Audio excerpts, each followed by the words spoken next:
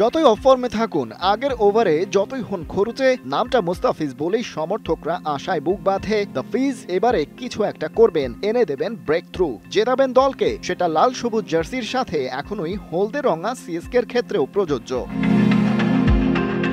সম্প্রতি ন্যাশনাল টিমে অফর্মের কারণে একাদশ থেকে ড্রপ হওয়া ফিজের এবারের আইপিএল পারফরমেন্স ছিল টাইগার সমর্থকদের আতশ কাচের নিচে। বাংলাদেশের নয়া নির্বাচক প্যানেলের চোখও নিশ্চয়ই থাকছে সেখানে। কোচ হাথুরু সিংহে আর ক্যাপ্টেন শান্তও নিশ্চয়ই মিস করছেন না কাটার মাস্টারের ম্যাচ। উন্নতি আর অবনতির গ্রাফ তৈরির কাজটা তো বিশ্বকাপের চূড়ান্ত দল ঘোষণার আগেই সেরে ফেলা চাই। সেই বিবেচনায় উইকেট শিকারী হিসেবে মুনশিয়ানা দেখিয়েছেন ফিজ। তার সাথে নিজের ডেথ ওভার স্পেশালিস্ট তকমাটার প্রতিও একেবারে অবিচার করেননি। এবারের সিজনে পেসারদের মধ্যে সর্বোচ্চ 10 উইকেট এখন তার পকেটে। তবে বুমরার সমান উইকেট পেয়েও খরুচে হওয়ায় র্যাঙ্কিংয়ে আছেন এক ধাপ নিচে। এই ইকোনমি নিয়েই এবারের আইপিএলের সমালোচকদের নজর কাটছেন বেশি।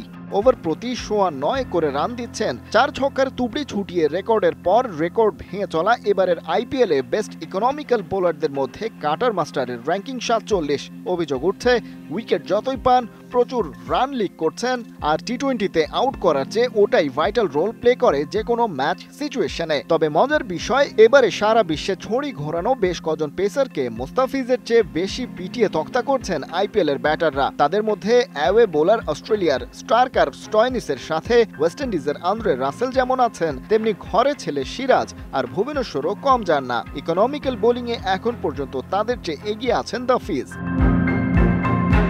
অবশ্য এটাও ঠিক যে কটা আসরে কাটার মাস্টার নিয়মিত সুযোগ পেয়েছেন সেগুলোর মধ্যে এবারই রান চেক দিতে ব্যর্থ হয়েছেন সবচেয়ে বেশি, এবং রান লিক করার প্রবণতা দিনে দিনে বাড়ছেই।